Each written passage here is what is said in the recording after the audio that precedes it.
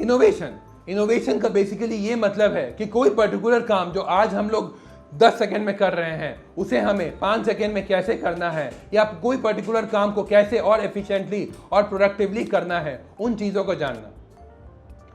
Innovation driven mutual fund ऐसे प्रकार के म्यूचुअल फंड्स है जो कि हमारे पैसे को ऐसे जगह इन्वेस्ट करते हैं या उन कंपनीज में इन्वेस्ट करते हैं जो कि इनोवेशन और टेक्नोलॉजिकल एडवांसमेंट में बिलीव करते हैं।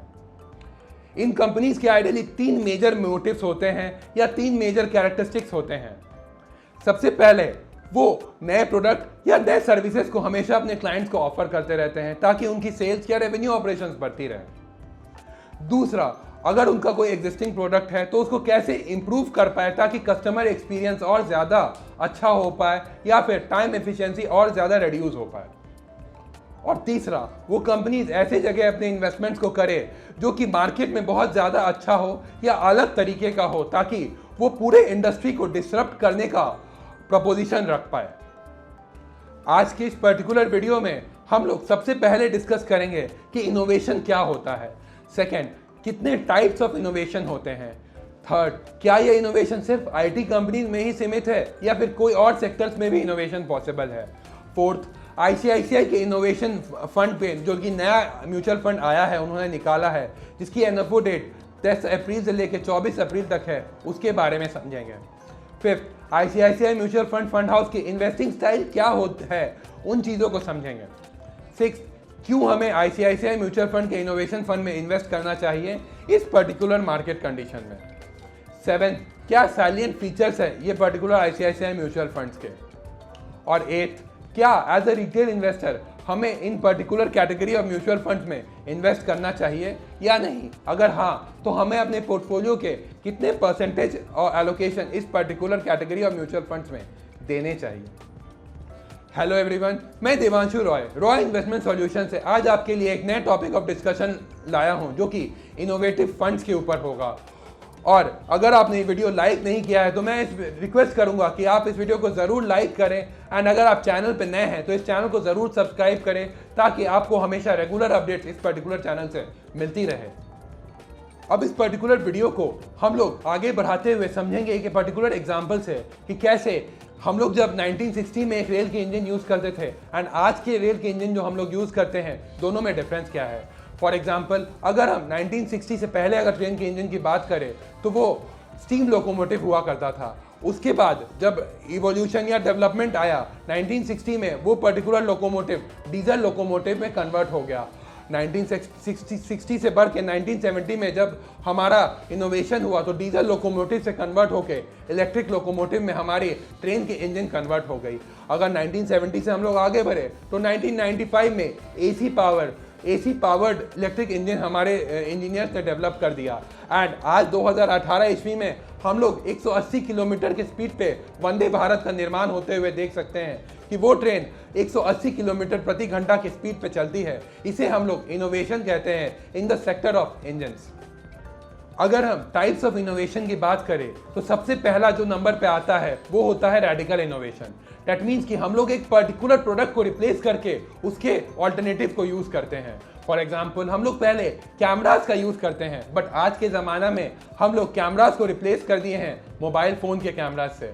तो इसीलिए हमारा जो डेवलपमेंट हुआ वो कैमरा से बढ़ के आज हम लोग मोबाइल फ़ोन में अपडेट हो गए हैं। Second, disruptive innovation. इसका मतलब आइडियली ये होता है कि हम लोग एक चीप प्राइस पे कोई पर्टिकुलर प्रोडक्ट सेल करें और मैक्सिमम टू मैक्सिमम हम आबादी को हम लोग ये पर्टिकुलर प्रोडक्ट सेल कर पाए।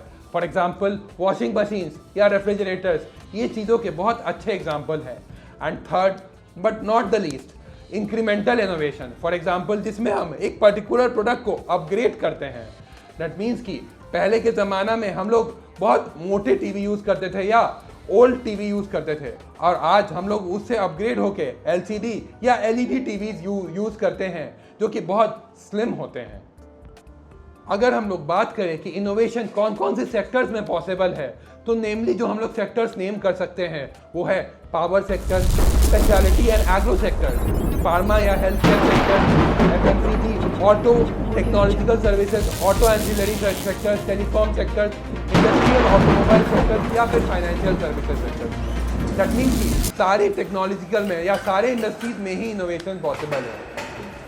अगर हम इनोवेशन का एग्जाम्पल समझते हुए वेरियस सेक्टर्स में इनोवेशन को देखें, तो अगर हम बैंकिंग सेक्टर में इनोवेशन देखें तो पहले के ज़माने में आइडियली हम लोग सारी चीज़ें पेन पेपर से करते थे, बट आज के इस पर्टिकुलर सेंचुरी में हम लोग इंटरनेट बैंकिंग की सर्विसेज यूज़ करती है। तो ये पर्टिकुलर इनोवेशन बहुत ज़्यादा इंपॉर्टेंट है बैंकिंग सेक्टर में, क्योंकि इससे हमारा एफिशिएंसी काफ़ी ज़्यादा इम्प्रूव हुआ है। अगर हम टेलीकॉम सेक्टर की बात करें तो टेलीकॉम सेक्टर्स में भी काफ़ी ज़्यादा अच्छे इंप्रूवमेंट्स हुए हैं। फॉर एग्जाम्पल पहले हम लोग 3G या 2G सर्विसेज यूज़ करते थे, बट आज की डेट में इंटरनेट की स्पीड काफ़ी ज़्यादा बढ़ चुकी है, जिसके कारण हमारे स्पीड या फिर हमारी यूजेबिलिटी ऑफ द इंटरनेट काफ़ी ज़्यादा बढ़ चुकी है। अगर हम ऑटोमोबाइल सेक्टर की बात करें तो पहले हम लोग डीजल या पेट्रोल व्हीकल्स यूज़ करते थे, बट आज के इस पर्टिकुलर युग में हम लोग इलेक्ट्रिक व्हीकल्स या फिर हाइब्रिड टेक्नोलॉजी को यूज़ करते हैं, जिससे हमारी कॉस्ट ऑफ लिविंग या फिर कॉस्ट ऑफ ट्रैवलिंग काफ़ी ज़्यादा कम हो चुकी है। अब इस पर्टिकुलर वीडियो में हम लोग ICICI म्यूचुअल फंड के फंड डिटेल्स के बारे में डिस्कस करेंगे। सबसे पहले अगर हम इन्वेस्टमेंट ऑब्जेक्टिव बात करें तो अगर आपका इन्वेस्टमेंट होराइजन 5 साल से ऊपर है एंड आप अपने पोर्टफोलियो में रिस्क को देख सकते हैं, तो आप इस पर्टिकुलर फंड में इन्वेस्ट कर सकते हैं। सेकेंड, अगर हम इन्वेस्टमेंट अप्रोच की बात करें तो ये पर्टिकुलर फंड आपको बॉटम अप अप्रोच में इन्वेस्ट करते हुए दिखेगी। थर्ड, अगर हम फॉरेन इन्वेस्टमेंट्स की बात करें तो अप टू 20% हमारे इन्वेस्टमेंट्स का ये पर्टिकुलर फंड हमारे पैसे को फॉरेन इक्विटी में या फॉरेन स्टॉक्स में इन्वेस्ट कर सकती है, जिनका ऑब्जेक्टिव इनोवेशन फंड्स के ऊपर हो या फिर इनोवेशन स्ट्रैटेजी के ऊपर हो। चौथा, अगर हम एसेट एलोकेशन की बात करें तो मिनिमम 80% हमारे पोर्टफोलियो का इक्विटी या इनोवेशन बेस्ड स्ट्रैटेजी के कंपनीज में हमारे पैसे को इन्वेस्ट करने का ऑब्जेक्टिव रहेगा ये पर्टिकुलर फंड हाउस का। फिफ्थ, अगर हम सेक्टर या मार्केट कैप बायसनेस की बात करें तो ये पर्टिकुलर फंड का कोई सेक्टोरियल या मार्केट बायसनेस नहीं है। अगर इस पर्टिकुलर वीडियो में हम लोग इस पर्टिकुलर फंड की इन्वेस्टमेंट स्टाइल की बात करें तो ये particular fund value based investing approach में बिलीव करता है। दैट मीन्स कि जो पर्टिकुलर स्टॉक है वो अगर अपने हाई से थोड़ा कंपैरेटिवली कम वैल्यू में ट्रेड कर रहा है तो वो प्रेफर करेगा ये फंड उस पर्टिकुलर स्टॉक में हमारे पैसे को डालने के लिए।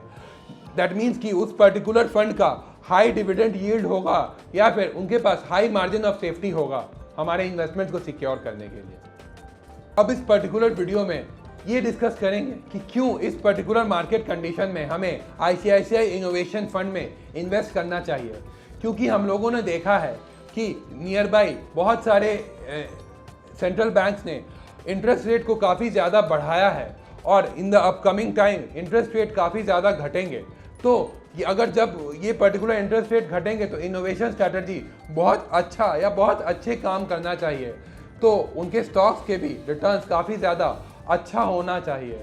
तो इसी स्ट्रैटेजी पे हमें बिलीव करते हुए इस पर्टिकुलर फंड हाउस के म्यूचुअल फंड NFO में इन्वेस्ट करना चाहिए या इन्वेस्ट करने का सोच सकते हैं।